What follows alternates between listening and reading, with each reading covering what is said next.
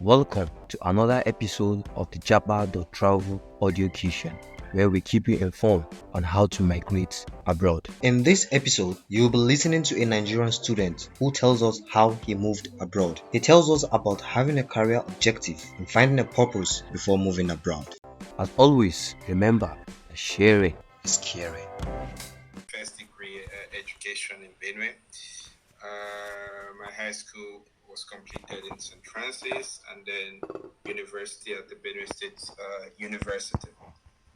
I have an initial background in computer science, but then one of my major commitments as a young person was also remaining having a vision for life, and also pursuing a mission that I feel contributing to making my world a better place. One of the associations that I worked with very closely was the Young Catholic Students. And one of the things that they teach us then was that we are all leaders. And being a leader means that we all have something that we can contribute. And the most important thing is finding that aspect of us that we can use in contributing to making our world a better place. And they taught us to be the change we wanted to see in the world.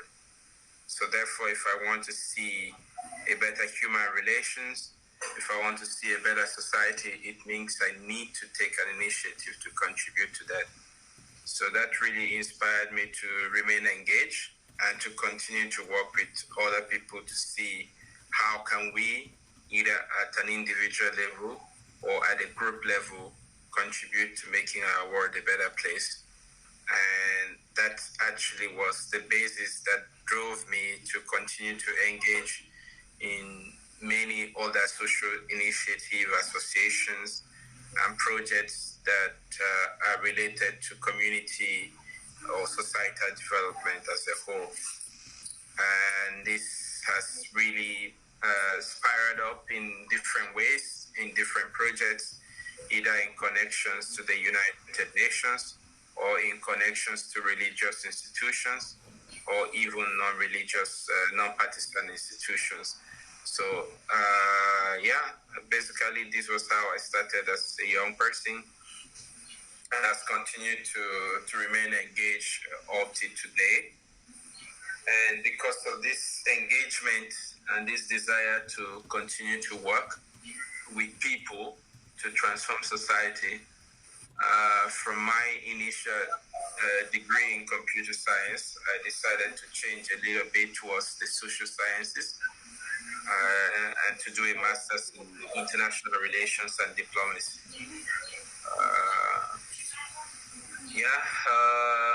I don't know what else to add. I come from a large family of 8. So again, coming from that kind of big family also teaches you to live in community, because then there are little family crises or difficulties, or the fact that you need to struggle to assert your presence among many.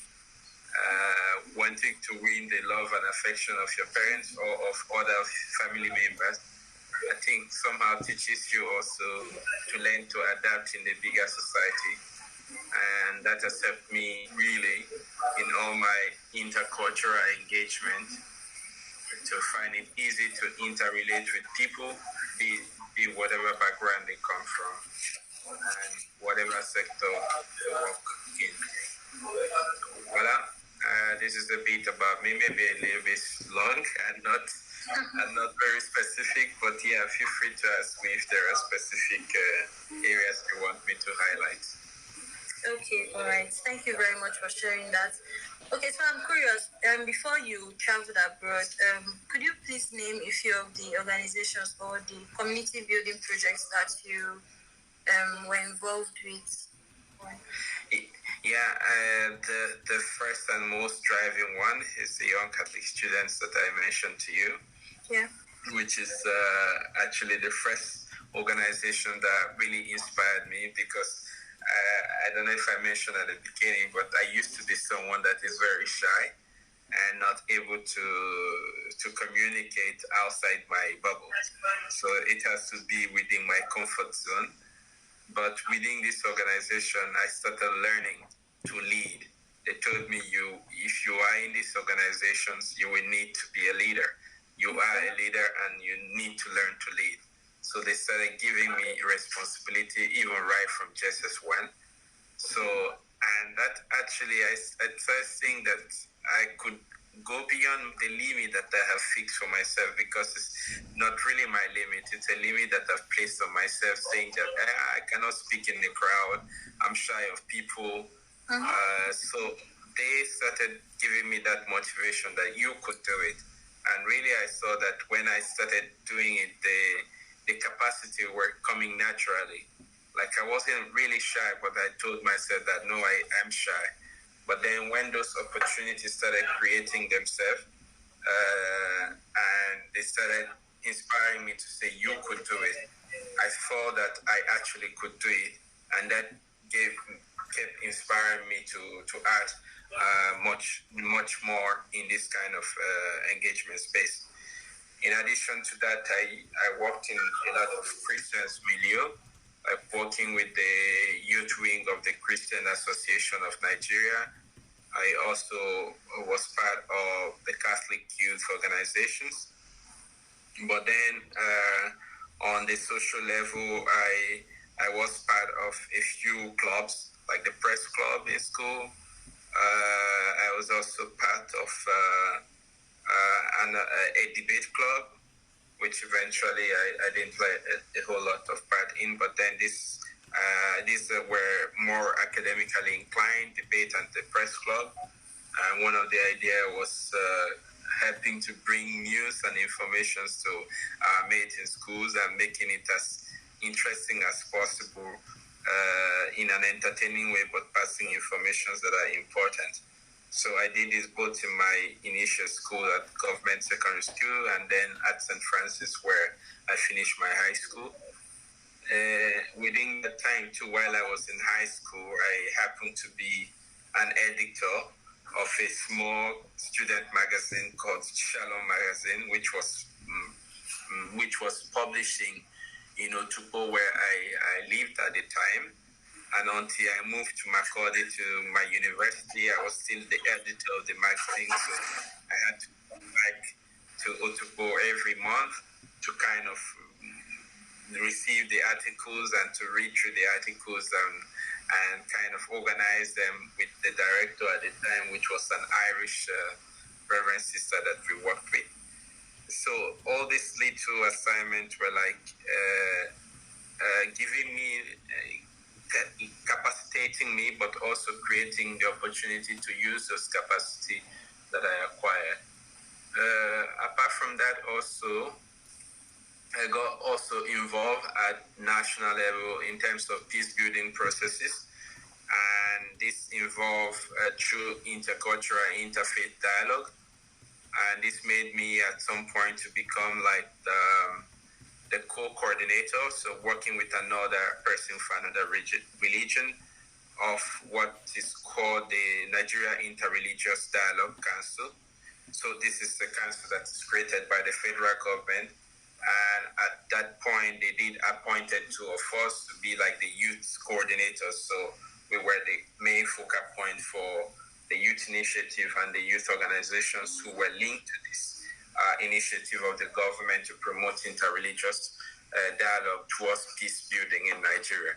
So I was co-coordinator at a time where the Vice Chancellor of Federal University in Ilorin was the executive secretary of that committee, and I was working very closely with him at the time, which also required traveling often to meet at the university in Ilorin to talk about how young people can foster also that intercooperation across religions to build peace in Nigeria. These were part of the things I was doing at the time. Of course, there were a few other associations which the names don't come to me very, very promptly yet, but that I did work with also, that basically were dealing with youth leadership, youth engagement, community participation, and all that. but I would look up the names. I have them somewhere that I can share with you later on. But yeah. Okay, that'll be really helpful. Thank you very much. You have a really interesting background. Okay, so at what point did you consider traveling abroad? Did you always have this desire to travel abroad, or it came to you later on in life? Yeah, I would say I really, my objective in life was to be better in whatever I was doing and to do my best in everything that I did. Traveling abroad was not an objective in itself, but it could become a means to achieve those objectives that I wanted to achieve in life. And to be honest, if you had asked me at the time I moved abroad if I wanted to move abroad, it wasn't yet in the plan, you know. Yeah. But then, because of the work I was doing, which made me rise through the rank in the movement that I mentioned earlier, the Young Catholic student, the national level. I became the national vice president, at some point an acting president of the movement in Nigeria, and then later on during my youth service I was the national coordinator, which means I was coordinating all the movement's activity across the country. And then in 2015 I got elected in the Philippines to head the international office of the organization. And heading the international office means that I needed to work from the international secretariat, which was based in Paris. So it came actually as a result of my work, but not like really an initial objective that I worked so seriously to achieve. But then I focused on the mission which I wanted to achieve in life. I focused on those mission and pursued those vision, and that saw me rank through the rank of the organization and to become the international president. And of course, the second ever since the movement was created in the 1920s, and since the international office was created in 1946, I happen to be the second Nigeria to rise to that position. So yeah, it was an honor, and I'm happy that it happened. But then there was not really a strong desire at the beginning. But like I said, just to again emphasize that it was more because I remained committed to the cause I had and the mission that I wanted to fulfill in life. And that saw me rise through the ranks of the organizations to become the international response for it. And this could be through any means you're going abroad, or whatever vision you're trying to pursue can go through those kind of means. It's either you pursue it as a goal in itself, or you pursue it as a means to a goal that you want to achieve. And I would prefer to see the second one. If your goal is to become a leader in the society, in the sector that you are, and if that include going abroad to kind of reinforce your capacity, yes, that is good in itself. But to say that we all have to go abroad as an objective, it means you have not really find a purpose in life that you're pursuing. I think the purpose should come first, and the means, which include traveling abroad, can be second. Okay. Or which could include traveling abroad, I mean to say. Yeah. Okay, thank you very much. So I'm getting what you say now, that traveling abroad shouldn't be like an escape route. You should actually have a purpose before you venture to travel abroad. Absolutely. And in fact, when you have a purpose and you travel abroad, it's very easier for you to really find your foot on the ground.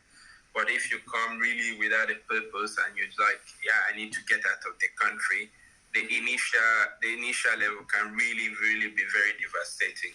And so I feel having a purpose helps you to really find the right contact, find the right information, and to be able to insert yourself and assert yourself as soon as you get to the country where you are going to. So that purpose, that for me, is primordial, and you should be able to define it while you are doing your planning your trip or planning your escape from the country where you currently live.